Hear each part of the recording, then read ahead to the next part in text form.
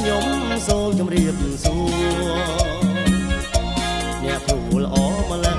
អ្នកគ្រូល្អម្លឹងល្អហើយមានចំណេះពិសេសណាស់អ្នកគ្រូ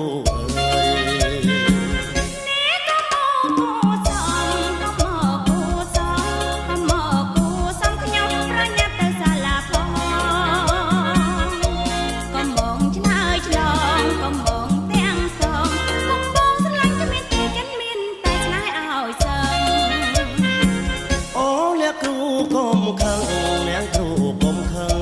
អ្នកគ្រូកុំខឹងខ្ញុំមកវិញល្អជាទេមានការអ្វីដែរមានការអ្វីដែរការនោះល្អជាទេគ្រាន់តែផ្ញើគួយឲ្យរៀន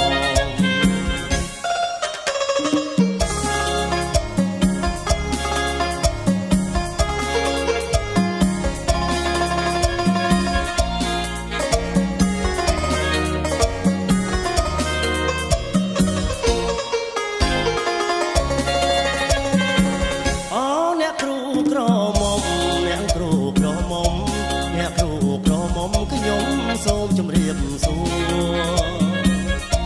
អ្នកគ្រូល្អម្លឹងអ្នកគ្រូល្អម្លឹងល្អហើយមានចំណេះពិសេសណាស់អ្នកគ្រូ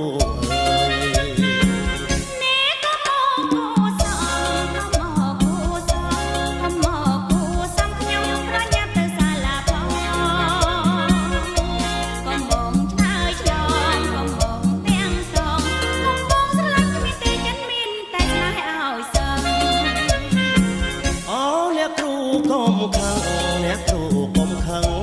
អ្នកគ្រូកុំខឹងខ្ញុំមកនឹងល្អជាទេមានការអ្វីដែរមានការអ្វីដែរការនោះល្អជាទេគ្រាន់តែផ្ញើគួយឲ្យរៀន